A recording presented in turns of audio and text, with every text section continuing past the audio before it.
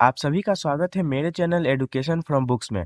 आज की वीडियो में हम लोग देखेंगे बिहार बोर्ड क्लास 9 मैथ का एक्सरसाइज 1.5। तो सबसे पहला प्रश्न है, बताइए नीचे दी गई संख्याओं में कौन-कौन परिमेय है और कौन-कौन अपरिमेय है। तो इस क्वेश्चन को करने के लिए आपको सबसे पहले ये बातें आपको जाननी होगी। तो इसमें जो है अर्थमेटिक ऑपरेशन यानी जितने भी जोड़, घटाव, गुणा, भागा ये सब होते हैं उनके बारे में बताया हुआ है कि जैसे रेशनल और रेशनल के बीच जब भी कोई भी अर्थमेटिक ऑपरेशन होगा तो हमेशा रेशनल ही आएगा। यानी कि परिमेय संख्या प्लस परिमेय संख्या अगर होगा तब वो परिमेय संख्या ही उसका आंसर होगा। और उसी तरह से अगर परिमेय संख्या में अगर हम लोग कोई परिमेय संख्या घटाएंगे तो वो भी परिमेय होगा। और परिमेय संख्या में अगर हम लोग परिमेय संख्या को गुना करेंगे तब भी परिमेय आएगा। और परिमेय संख्या में अगर हम लोग कोई परिमेय संख्या भाग देंगे तब भी परिमेय संख्या आएगा। अब इधर देखते हैं, इधर है इरेशनल और रेशनल यानी कि अपरिमेय संख्या और परिमेय संख्या। तो परिमेय संख्या और अपरिमेय संख्या अगर जोड़ेंगे हम लोग तब हम लोगों को जो है अपरिमेय संख्या मिलेगा। अगर हम लोग एक परिमेय संख्या में से कोई अपरिमेय संख्या घटा दे या फिर इसका अगर उल्टा भी कर दे कि एक अपरिमेय संख्या में परिमेय संख्या घटा दे तब भी हमेशा अपरिमेय संख्या आएगा। एक परिमेय संख्या में अगर हम लोग कोई अपरिमेय संख्या को गुना देंगे तब भी अपरिमेय संख्या आएगा। बस एक बात यहाँ ध्यान रखना है कि ये जो परिमेय संख्या होगा वो जीरो नहीं होना चाहिए। क्यों? क्योंकि जैसे मान लेते हैं √2 क्या है, एक अपरिमेय संख्या हो गया। अगर हम लोग इसमें 3 गुना कर देंगे तब ये क्या हो जाएगा, ये हो जाएगा 3√2। तो यहाँ पे आपने देखा कि ये एक अपरिमेय संख्या था और ये एक परिमेय संख्या, और इन दोनों को गुना करने पर क्या आया, एक अपरिमेय आया जैसा कि बताया गया है। लेकिन अगर परिमेय संख्या में जीरो आ जाएगा, जैसे अगर यही चीज हम लोग √2 इंटू जीरो कर दे तो आपको पता होगा कि किसी भी नंबर को जीरो से गुना करने पर जीरो ही आ जाता है, तो इसका आंसर जीरो आ जाएगा जो कि एक परिमेय संख्या हो जाएगा। तो इसलिए ये जो है ये याद रखना है कि वहाँ पे जीरो नहीं होना चाहिए बस। उसी तरह से भागा में भी है कि भागा में अगर एक परिमेय संख्या को अगर हम लोग अपरिमेय संख्या से भाग देंगे तो हमेशा जो है वो अपरिमेय संख्या ही आएगा। बस ये कंडीशन है कि परिमेय संख्या जो है वो जीरो नहीं होना चाहिए। अब इसका तीसरा रूप है कि इरेशनल और इरेशनल यानी कि अपरिमेय और अपरिमेय के बीच अगर अर्थमेटिक ऑपरेशन होगा यानी जोड़, घटाव, गुना, भागा ये सब, तब क्या आंसर आएगा।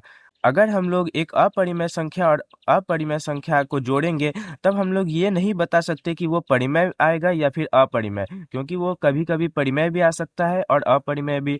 उसी तरह अगर हम लोग एक अपरिमेय संख्या में एक अपरिमेय संख्या घटाए तब भी हम लोग ये नहीं बता सकते कि वो परिमेय आएगा कि अपरिमेय, क्योंकि वो कभी कभी अपरिमेय भी आता है और कभी कभी परिमेय।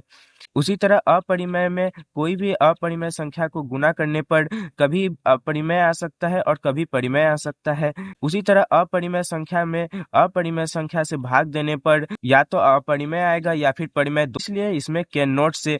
तो इस चीज को आप कॉपी पर उतार लीजिएगा और इसे अच्छे से याद कर लीजिएगा कि परिमेय और परिमेय के बीच जो भी ऑपरेशन होगा अर्थमेटिक का वो हमेशा परिमेय ही आएगा, और परिमेय और अपरिमेय के बीच जब भी अर्थमेटिक ऑपरेशन होगा तो वो अपरिमेय ही आएगा। लेकिन अपरिमेय और अपरिमेय के बीच जब भी होगा तब उसमें कभी अपरिमेय भी आ सकता है और कभी परिमेय भी। तो चलिए अब इसी से पहला प्रश्न देखते हैं। पहला प्रश्न है 2 माइनस √5। 2 माइनस √5 जो है बताना है कि ये परिमेय है कि अपरिमेय। तो अभी मैंने बताया कि एक परिमेय संख्या और एक अपरिमेय संख्या के बीच जब भी ऑपरेशन अर्थमेटिक ऑपरेशन होता है तो वे हमेशा ही अपरिमेय आता है, तो ये अपरिमेय हो जाएगा। फिर उसी तरह से दूसरा है 3 प्लस √23 माइनस √23। तो ध्यान से देखिए, ये पहले तो आपको लगेगा कि ये अपरिमेय है, लेकिन अगर हम लोग इसको सॉल्व करें तो सॉल्व करने पर ये क्या हो जाएगा, 3 प्लस √23 माइनस √23। तो ये देखिए कि प्लस √23 और माइनस √23 जो है ये दोनों माइनस हो जाएगा, तो इस तरह से ये जीरो हो जाएगा, यानी ये और ये कट गया तो यहाँ पे बच गया सिर्फ 3। तो ये 3 क्या है, एक परिमेय संख्या है, तो ये परिमेय आ गया इस तरह से। फिर अगला है 2√7 बाय 7√7। तो इसमें भी आप देख सकते हैं कि √7 से √7 कट जाएगा तो बच गया 2/7। तो ये क्या है, एक परिमेय संख्या है। फिर अगला है 1/√2। तो 1/√2 तो अभी मैंने बताया था कि एक परिमेय संख्या और अपरिमेय संख्या को भाग देने पर हमेशा क्या आता है, अपरिमेय। तो ये भी एक अपरिमेय संख्या हुआ। और लास्ट क्वेश्चन है 2 पाई। तो अब पाई जो है वो पहले से ही एक अपरिमेय है और ये एक परिमेय है, तो परिमेय और अपरिमेय को गुना करने पर हम लोगों को क्या मिलेगा, अपरिमेय ही मिलेगा। तो चलिए अब दूसरे प्रश्न को देखते हैं। तो दूसरा प्रश्न है, निम्नलिखित व्यंजकों में से प्रत्येक व्यंजक को सरल कीजिए। मतलब कि इसको सॉल्व करके लिखना है, यानी कि इसको इससे गुना करके उसके बाद इसका आंसर निकालना है। तो चलिए इसे सॉल्व करते हैं। तो सबसे पहला है 3 + √3 इंटू 2 + √2। तो इस तरह का गुना जो है आपने पिछले क्लास में भी पढ़ा होगा कि इसमें हम लोग क्या करते हैं कि सबसे पहले इसको इससे गुना करते हैं, फिर इसको इससे गुना करते हैं, और फिर इसको इससे गुना करके, और फिर लास्ट में इसको इससे गुना करते हैं। यानी कि इन दोनों से ही एक एक बार करके इस पूरे को गुना करते हैं। यानी कि 3 से पहले गुना कर देंगे 2 + √2 को, और फिर वापस से इससे गुना कर देंगे, यानी +√3 है तो +√3 से गुना कर देंगे 2 + √2 को। तो अब इसको सॉल्व करते हैं। तो 3 को 2 से जब गुना करेंगे तो 6 आ जाएगा, प्लस 3 × √2 क्या हो जाएगा, तो 3 √2 ही हो जाएगा, प्लस √3 × 2 क्या हो जाएगा, 2 √3 हो जाएगा, प्लस √3 × √2 क्या हो जाएगा, तो ये हो जाएगा √6। तो यही हम लोगों का आंसर आ गया। चलिए अब दूसरे क्वेश्चन को देखते हैं। तो दूसरा क्वेश्चन है 3 + √3 इंटू 3 - √3। तो इसे आप ध्यान से देखिए कि ये a + b और a - b वाले आइडेंटिटी में बैठा हुआ है। यानी कि 3 जो है वो a अगर मान ले और √3 b मान ले तो ये a + b हो गया। और यही सेम चीज यहाँ भी है, a - b। आपको पता होगा कि a + b और a - b जो होता है वो a² - b² के बराबर होता है। तो इस तरह से हम लोग जो है इसको उसी तरह से सॉल्व कर देंगे, यानी a² - b², यानी a क्या है, 3 है, तो 3 का स्क्वायर, माइनस b क्या है, √3, यानी कि √3 का स्क्वायर। तो इस तरह से 3 का स्क्वायर क्या हो जाएगा, 9, माइनस √3 का स्क्वायर क्या हो जाएगा, यानी कि √3 इंटू √3। तो इन दोनों को जब हम लोग गुना करेंगे तो ये क्या हो जाएगा, √9 हो जाएगा, और √9 का मान क्या होता है, 3 होता है। तो इस तरह इसका मान 3 आ जाएगा। तो 9 - 3 क्या हो जाएगा, अब 9 - 3 हो जाएगा 6। तो ये आ गया आंसर। अब चलिए तीसरे प्रश्न को देखते हैं। तो तीसरा क्वेश्चन है √5 + √2 का स्क्वायर करना है। तो इसे आप दो तरह से कर सकते हैं। पहला तो आप सिंपल इसी तरह से कर लेंगे कि √5 + √2 है, और इसका स्क्वायर, यानी दो बार ये इसी चीज को रिपीट कर देना है, यानी √5 + √2। अब इन दोनों को इस तरह से गुना कर लीजिएगा कि सबसे पहले इससे इस पूरे को, और फिर इससे इस पूरे को। लेकिन आप लोग ध्यान से देखिए कि इसका स्क्वायर है, तो आपने पढ़ा होगा कि a + b का होल स्क्वायर क्या होता है, a² + b² + 2ab। तो हम लोग जो है इस आइडेंटिटी से इसको सॉल्व करेंगे तो ज़्यादा आसान होगा। तो सबसे पहले a² यानी कि √5 का स्क्वायर, प्लस b² यानी कि √2 का स्क्वायर, प्लस 2ab यानी कि 2 इंटू ए क्या है, √5, तो √5 इंटू बी क्या है, √2। इसको सॉल्व करते हैं तो √5 का स्क्वायर क्या हो जाएगा, 5, प्लस √2 का स्क्वायर क्या हो जाएगा, 2, प्लस 2 इंटू √5 इंटू √2 क्या हो जाएगा। तो सबसे पहले रूट वाले को गुना करेंगे तो ये √10 हो जाएगा, और ये 2 है तो 2 को सही रहने देंगे, और इन दोनों को गुना करने पे √10 आ गया। अब 5 + 2 है तो ये दोनों को जोड़ देंगे तो 5 2 7 आ गया, प्लस 2 √10। तो इस तरह ये आंसर आ गया।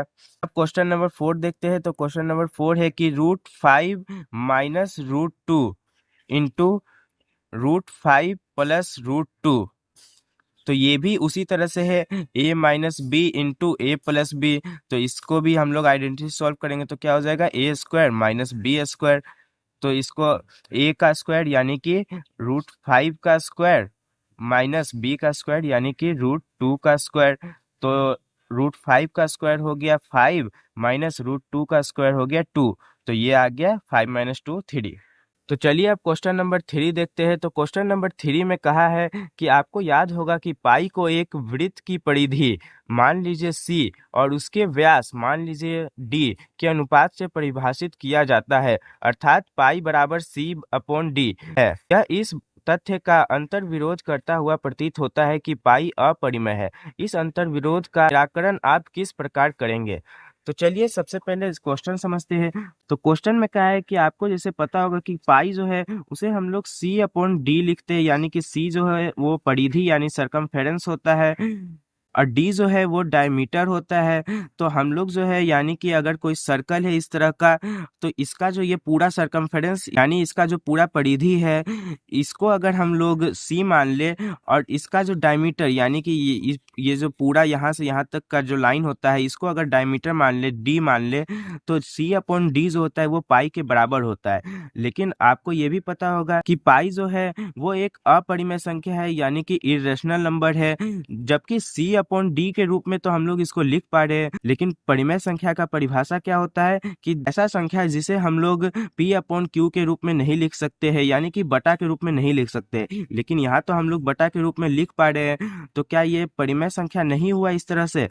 तो देखिए बात यहाँ पर यह है कि सी और डी जो है ना, जब हम लोग इसे किसी भी चीज से नापते हैं तो कभी भी हम लोग जो है इसको एग्जैक्ट नहीं नाप सकते हैं। जैसे अगर हम लोग किसी चीज से नापते हैं कि सी जो है वो 22 आ गया है, लेकिन जरूरी नहीं कि वो 22 हो, वो 22 पॉइंट कुछ ऐसे ऐसे करके आ सकता है, लेकिन हम लोग जो है लगभग में 22 लेते हैं। तो इसलिए यह जो सी होता है यह अपरिमेय होता है, लेकिन हम लोग ऐसा मान लेते हैं कि यह एक परिमेय संख्या है।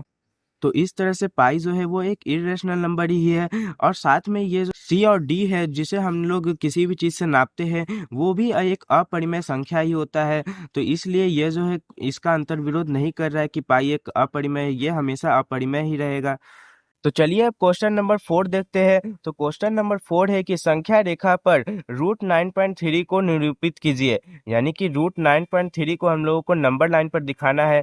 तो हम लोगों को रूट 9.3 को नंबर लाइन पर दिखाना है, तो उसके लिए हम लोग क्या करेंगे कि सबसे पहले जितना क्वेश्चन में दिया हुआ रहेगा उतना का ही एक लाइन पाड़ लेंगे, यानी 9.3 सेंटीमीटर का एक लाइन पाड़ेंगे। तो ये जो लाइन है ये 9.3 सेंटीमीटर का हमने लाइन पाड़ लिया। अब हम लोग जो है इसे एक नाम दे देंगे, जैसे ये पॉइंट हो गया ए और ये पॉइंट हो गया बी। अब हम लोग बी से 1 सेंटीमीटर और आगे बढ़ा के एक लाइन पाड़, तो इस तरह हम लोग जो है 1 सेंटीमीटर का और लाइन पाड़ लेंगे। तो ये जो है 1 सेंटीमीटर हो गया, और इसको भी हम लोग कोई नाम दे देंगे, जैसे कि ये मान लेते हैं सी हो गया। तो यानी कि बी सी जो है वो 1 सेंटीमीटर है और ए बी जो है वो 9.3 सेंटीमीटर है। तो अगर हम लोग यहाँ से पूरा लास्ट तक का दूरी देखेंगे तो ये क्या हो जाएगा, ए और सी क्या हो जाएगा, 10.3 सेंटीमीटर हो जाएगा, यानी कि 9.3 सेंटीमीटर प्लस 1 सेंटीमीटर, तो ये हो गया 10.3 सेंटीमीटर। अब हम लोग क्या करेंगे कि ए और सी जो लाइन है इसको समद्विभाजित करेंगे। तो इसे आपने पिछले क्लास में पढ़ा होगा कि हम लोग समद्विभाजित करते हैं, यानी कि इसका बीच का जो पॉइंट है उसे खोजने के लिए हम लोग क्या करते हैं कि सबसे पहले कंपास लेते हैं और कंपास को सब एक पॉइंट पर रखकर और फिर आधे से ज्यादा कंपास को खोल लेते हैं और फिर इस तरह यहाँ काट देते हैं, और उसी तरह फिर नीचे भी काट देते हैं, और उसी तरह फिर जो दूसरा पॉइंट होता है वहां पर भी इसे रखते हैं और फिर इस तरह काटते हैं, और फिर नीचे भी इस तरह से काट लेते हैं। और उसके बाद ये जो 2 पॉइंट मिलता है हम लोगों को यहाँ पे और यहाँ पे, इन दोनों पॉइंट को हम लोग जोड़ देते हैं। तो इस तरह से इस पॉइंट और इस पॉइंट को जोड़ने पर हम लोगों को ए और सी का बीच का पॉइंट मिल जाता है, यानी ये जो पॉइंट है ये बिल्कुल बीच का पॉइंट है। तो मान लेते हैं कि इसको ओ मान लेते हैं अभी के लिए। तो ये जो ओ है ये ए और सी के बिल्कुल बीच में है। अब हम लोग क्या करते हैं कि यहाँ पर कंपास को रखकर एक पूरा सर्कल बनाएंगे, यानी कि इस तरह जीरो पर रखे और फिर ए तक नाप लेंगे कंपास से, और उसके बाद पूरा एक सर्कल इस तरह से बना देंगे। तो इस तरह से करते हुए और पूरे लास्ट तक इस तरह से मिला देंगे। तो इस तरह से ये जो है पूरा आधा सर्कल बन जाएगा जो कि ए और सी पर खत्म होगा। तो इस तरह इस सर्कल को बनाने के बाद हम लोग बी पर एक परपेंडिकुलर लाइन पाड़ेंगे, तो यानी कि यहाँ पर एक 90 डिग्री का एंगल बनाएंगे। तो इस तरह कंपास को यहाँ पर रखेंगे और 90 डिग्री पर निशान लगा लेंगे और उसके बाद स्केल से यहाँ पर 90 डिग्री का लाइन पाड़ लेंगे। तो ये हमारा 90 डिग्री का एंगल बन गया। अब हम लोग जो है इस पॉइंट को, ये जो पॉइंट है इस पॉइंट से मिला देंगे। अब ध्यान से देखिए कि ये बी और यहाँ पर जैसे इसे मान लेते ई, तो बी और ई जो है वो √9.3 हो जाएगा। अब ये कैसे होगा उसे पहले समझते हैं। तो आप ध्यान से देखिए कि ए ओ क्या है, इसका रेडियस है। अगर ये पूरा एक सर्कल है तो ए ओ उसका रेडियस हो गया, यानी कि त्रिज्या हो गया। तो ए ओ एक त्रिज्या है जिसका मान क्या है, अगर हम लोग ए ओ का दूरी निकालेंगे तो हम लोग ध्यान से देखें तो 10.3 है यहाँ से यहाँ तक का दूरी। तो त्रिज्या जो है इसका आधा है, ए और सी का आधा यानी कि यहाँ तक है। तो ए इसका आधा कर देंगे यानी कि 10.3/2 जो है वो किसका मान आ गया हम लोगों का, इसका मान आ गया यहाँ से ओ से ई का मान। तो ओ ई कितना निकल गया, 10.2/2। और उसके बाद यहाँ से ओ और बी का अगर दूरी हम सब निकाले तो ध्यान से देखिए ओ और सी का दूरी कितना था, 10.3/2। और उसमें से 1 सेंटीमीटर हम लोगों को घटा देना है, यानी ओ और सी तक का दूरी है 10.3/2। और उसमें हम लोग को क्या करना है कि एक घटा देना 1 सेंटीमीटर। तो ये क्या चीज का मान निकल जाएगा हम लोगों का, ओ बी का मान निकल जाएगा। और उसके बाद आप ये भी देखिए कि ये जो है एक राइट एंगल ट्रायंगल बन चुका है। तो इसमें ये हाइपोटेन्यूज हो गया, ये परपेंडिकुलर हो गया और ये बेस हो गया। तो आपको पता होगा कि राइट एंगल ट्रायंगल में हाइपोटेन्यूज का स्क्वायर जो होता है वो परपेंडिकुलर के स्क्वायर प्लस बेस के स्क्वायर के बराबर होता है। तो यहाँ पे हाइपोटेन्यूज क्या है, 10.3/2 है। तो इसका स्क्वायर कर लेंगे बराबर परपेंडिकुलर को के स्क्वायर को ऐसे ही छोड़ देंगे प्लस बेस का स्क्वायर। तो बेस क्या था, 10.3/2 -1, इसका स्क्वायर। अब हम लोग क्या करेंगे कि नंबर को एक तरफ कर लेंगे और पी स्क्वायर को उधर छोड़ देंगे। तो यानी कि 10.3/2 का स्क्वायर, और इधर साइड जब ये आएगा तो माइनस में हो जाएगा, यानी -10.3/2 -1 का स्क्वायर। और बराबर में पी स्क्वायर यानी परपेंडिकुलर का स्क्वायर बच गया। अब हम लोग जो है इसे सॉल्व करेंगे। तो 10.3/2 का स्क्वायर है तो इसे ऐसे ही रहने देंगे माइनस, और इसको जो है सॉल्व कर लेंगे। तो इसको इससे घटाने पर क्या आ जाएगा, बटा में 2 आ जाएगा, 10.3 और -2 हो जाएगा। तो इसका स्क्वायर हो जाएगा और बराबर में पी स्क्वायर है। अब ये क्या हो जाएगा, 10.3/2 का स्क्वायर माइनस इन दोनों को घटाने पर आ जाएगा 8.3/2, तो इसका स्क्वायर। अब ध्यान से देखिए ये ए स्क्वायर और माइनस बी स्क्वायर है और बराबर में पी स्क्वायर तो है ही। तो ए स्क्वायर माइनस बी स्क्वायर को हम लोग कैसे लिख सकते थे, ए प्लस बी और ए माइनस बी के रूप में। तो इसे भी हम लोग उसी तरह से लिख लेंगे, यानी कि 10.3/2 प्लस 8.3/2 और फिर वापस एक बार इसी को लिख लेंगे माइनस में, यानी 10.3/2 -8.3/2। तो अब हम लोग अगर इसे सॉल्व करें तो इन दोनों को सबसे पहले जोड़ देंगे। तो 10 और 8 18 हो जाएगा, यानी 18.6/2। और ये हो जाएगा इन दोनों को घटाने पर 2/2 यानी कि 1। तो 1 से जब इसको गुना करेंगे तो यही आ जाएगा। और बराबर में क्या था, परपेंडिकुलर का स्क्वायर था। तो यानी कि अगर हम लोग इसे सीधा करके लिख ले तो परपेंडिकुलर का स्क्वायर जो है वो क्या आ गया, 18.6/2। तो अगर हम लोग 2 से इसको काटेंगे तो सबसे पहले 9 बार में 18 आ जाएगा और 0.3। परपेंडिकुलर का स्क्वायर क्या आ गया, 9.3। अगर हम लोग इस स्क्वायर को उधर साइड कर दे तो रूट हो जाएगा, यानी कि परपेंडिकुलर का मान क्या आ गया, √9.3। तो इस तरह से हमने पाया कि बी और ई यानी कि ये जो परपेंडिकुलर है ये √9.3 है जो हम लोगों को चाहिए था। अब हम लोगों को बस इसे नंबर लाइन पर यानी कि इसे नीचे ले आना है। तो सबसे पहले हम क्या करेंगे कि इस लाइन को और बढ़ा लेंगे। तो इस तरह से हम लोग इस लाइन को बढ़ा लेंगे और इस पॉइंट को हम लोग 0 मान लेंगे।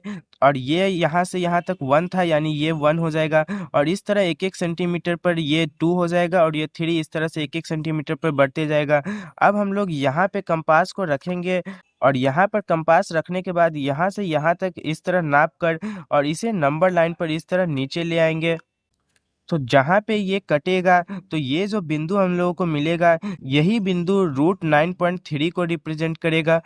तो इस तरह से आपने देखा कि सबसे पहले क्वेश्चन में 9.3 था, तो 9.3 सेंटीमीटर का एक लाइन पाड़े, फिर उसे ए बी मान लिए, फिर उसके बाद यहाँ से 1 सेंटीमीटर और इसको आगे बढ़ा दिए और इस पॉइंट को सी मान लिए।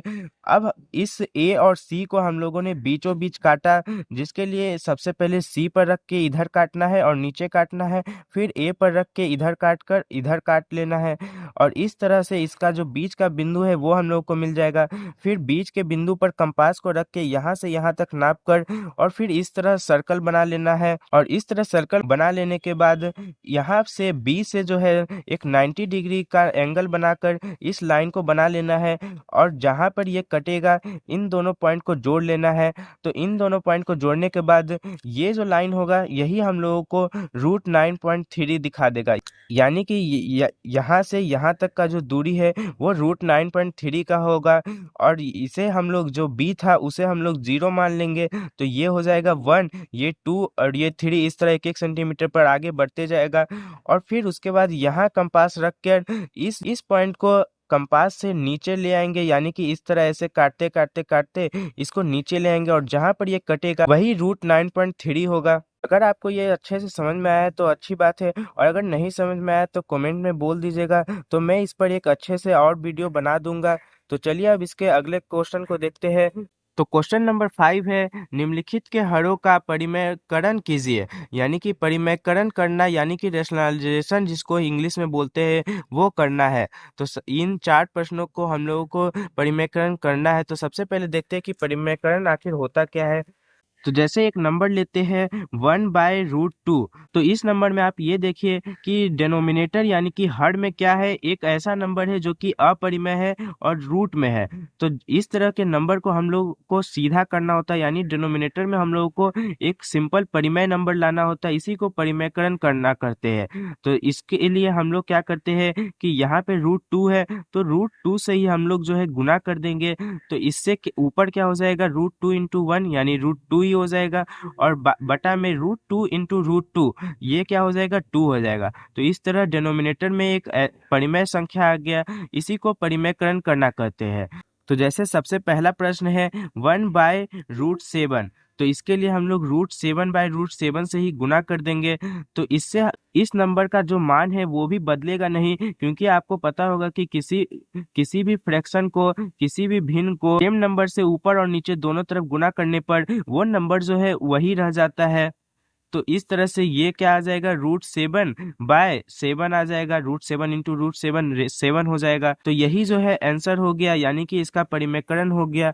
तो दूसरा क्वेश्चन है 1/√7 -√6, तो जब भी दो नंबर आ जाए तो हम लोगों को बस बीच का जो साइन होता है यानी जो चिन्ह होता है उसे बदल कर गुना करना होता है।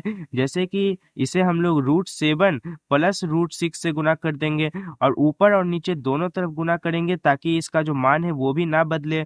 तो इस तरह से गुना करने पर ऊपर 1 से गुना होगा तो ये यही रह जाएगा, यानी √7 + √6, और बटा में ये देखिए a-b और a+b हो गया, तो यानी कि a² - b² कर देंगे। तो a का स्क्वायर यानी √7 का स्क्वायर क्या हो जाएगा 7, और -b² यानी कि √6 का स्क्वायर जो कि 6 हो जाएगा। अब 7 - 6 क्या हो जाएगा 1 हो जाएगा, यानी कि इसका आंसर सिर्फ √7/√6 होगा, क्योंकि बटा में 1 नहीं भी लिखे तो बात बराबर ही होता है। तो ये हम लोगों का आंसर हो गया। इसी तरह तीसरा क्वेश्चन क्या है, तो तीसरा क्वेश्चन है 1/√5 + √2, तो यहाँ पे प्लस है तो इसका चिन्ह हम लोग जब बदलेंगे तो ये माइनस में हो जाएगा, यानी कि हम लोगों को इसको √5 - √2 से गुना करना है, और ऊपर नीचे दोनों तरफ गुना करेंगे तो ये √5 - √2, तो 1 से गुना होने पर ऊपर यही बच जाएगा √5 - √2, और बटा में क्या आ जाएगा a+b और a-b यानी कि a² - b², तो a का स्क्वायर क्या होगा यानी √5 का स्क्वायर 5 हो जाएगा, माइनस b का स्क्वायर यानी कि √2 का स्क्वायर जो कि 2 हो जाएगा। तो इसको अगर हम लोग सॉल्व करें तो ये √5 - √2 हो जाएगा, और बटा में 5 - 2 यानी कि 3 हो गया। तो यही हम लोगों का आंसर हो गया। अब इसका आखिरी क्वेश्चन 1/√7 - 2, तो इसे भी हम लोग जो है इसी तरह गुना कर लेंगे, यानी 1/√7 - 2 को दोनों तरफ गुना कर देंगे, बस बीच का चिन्ह बदल देंगे, यानी कि √7 + 2 हो जाएगा। और ऊपर नीचे दोनों तरफ गुना करेंगे तो √7 + 2। अब ऊपर यही सेम चीज रह जाएगा, यानी कि √7 + 2। और बटा में क्या हो जाएगा, a² - b², यानी कि √7 का स्क्वायर जो कि 7 हो जाएगा, -2 का स्क्वायर जो कि 4 हो जाएगा। तो इस तरह इसका आंसर क्या आ गया, √7 + 2, और 7 - 4 3 हो जाएगा। तो ये हम लोगों का आंसर हो गया। तो मुझे उम्मीद है कि आपको आज का ये क्लास समझ में आया होगा। तो इसी के साथ हम मिलते हैं दूसरे किसी क्लास में। जय हिंद।